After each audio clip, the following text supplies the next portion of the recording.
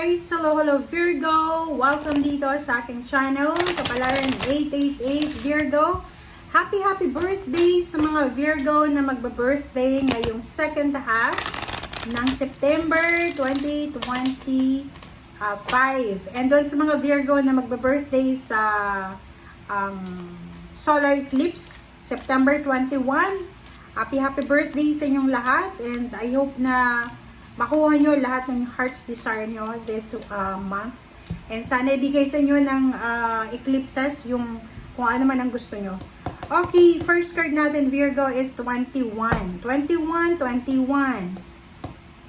Virgo, second half, so this is from September 16 to 30. So, sinasabi ng baraha sa'yo dito na posibleng ikaw ay maglalakbay. So maybe you're planning, maybe this is a plan, maybe 16 to 30.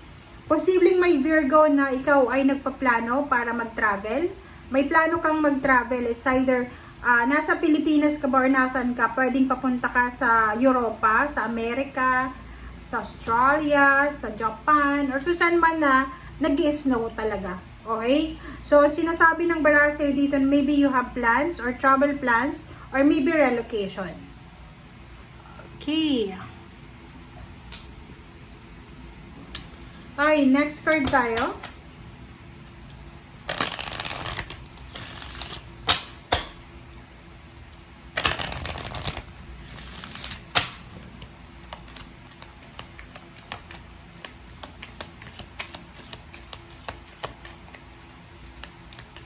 Oops. Okay, second card is savoring pleasure. Wow. So, nakikita ko sa'yo dito na sa last 2 weeks ng September, posibleng ikaw ay mag-e-enjoy. Ikaw ay magre-relax, magpa-party, mag-e-enjoy. So, kung ikaw ay magba-birthday sa last 2 weeks na to, nakikita natin na you are happy, you are contented, kumbaga. And, kumbaga, nakikita ko sa'yo dito na yung travel na gagawin mo is mag-e-enjoy ka, or magpa-party, or kumbaga magre-relax, okay? Bakasyon, pwedeng ganon.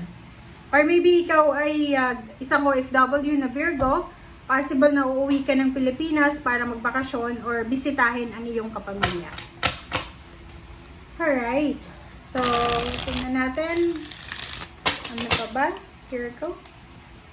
Nakikita din natin dito Virgo na yung iba magpa-pamper time sila, pwedeng sila ay magpapaspa, magpapamassage, pwedeng ikaw ay nag-iipon ng pera para sa pagpaparitoke, napakarami. Okay, so nakikita ko siya dito na enjoyment, or kumbaga, eto ay happiness ang focus mo sa last 2 weeks na to. Alright, so Judgment. Next is Four of Wands. Wow. This is family. This is relationship. And sa ilalim mo dito, Virgo, is Ten of Wands. This is obligations and Ten of Swords. So, nakikita ko sa'yo dito, wow. Sobrang ganda. Kasi, kung makikita mo, tingnan mo yung 3 cards mo sa ilalim. Sinasabi ng baraha sa'yo, Virgo, na yung obligations mo, maybe marami kang obligasyon ngayon. So, marami kang pinapasan, burdens, obligations. Pwedeng for the past 8 months or 8 weeks, nakikita ko na sobra kang, feeling entrapped, feeling parang stagnant. But, yung 2 cards dito, nagsasabi sa'yo, Virgo, na yung mga hirap, mga pasakit, mga kung ano man yan, na posibleng para siyang isang OFW na nagtiis siya sa ibang bansa for maybe 10 months or 10 years, yung pinakamatagal, and posibleng siya ay pauwi na. So, lahat ng sacrifices niya ay worth it, parang gano'n. So, marirealize niya na lahat ng sacrifice niya pala ay may katuturan, parang ganon. So, maybe pag uwi mo, makikita mo yung bahay mo, sobrang ganda na, parang ganon. So, nakikita ko sa'yo na sobra-sobra kang happy, okay? Magiging sobrang masaya ka for the next 2 weeks. Okay. Dito din, sinasabi ng barahan na yon, there's a Virgo na possible na ikaw ay nakagawa ka ba ng hindi maganda sa kapamilya mo, is either sa parents, sa siblings, or kung sino man. Pwedeng nakagawa ka ng hindi maganda na pwedeng nagdala sa kanila ng pain and heartaches, or maybe ikaw to, vice versa. Pwedeng may mga tao na nakagawa sa'yo ng pain and heartaches. And nakikita ko sa'yo dito na isang parang isang desisyon ang gagawin mo. Kumbaga, magdidesisyon ka sa second half na to ng September. So, isang desisyon ang gagawin mo sa second half. Ang desisyon na to ay, para sa kapayapaan, kapayapaan ng pamilya, para sa katawasayan ng pamilya, para sa peace and harmony ng family, para sa kaligayahan ng pamilya. Nakikita ko sa'yo dito na you're willing to ask forgiveness, ask apology, accept apology, and to reconcile, and to renew the relationship. Parang ganon. So, please comment down below if you resonated, Virgo. May mga kaaway ka ba? May mga misunderstanding ka ba sa pamilya na kailangan mong ayusin para sa peace and harmony ng family? Okay.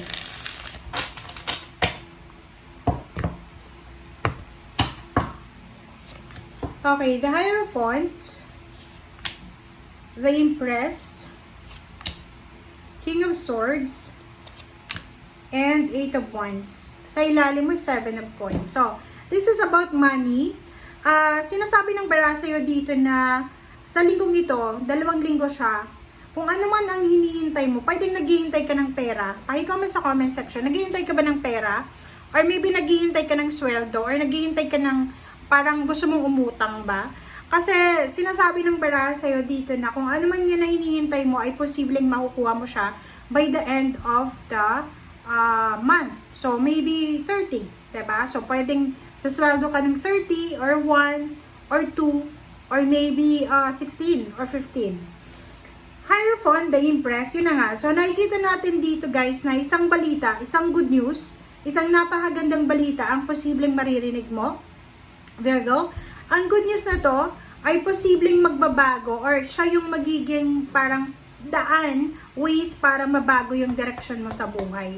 Kumbaga, isang balita, isang good news ang matatanggap mo na pwedeng yung good news na to or yung balitang ito ay makakatulong siya para maayos yung direksyon na tinatahak mo sa ngayon.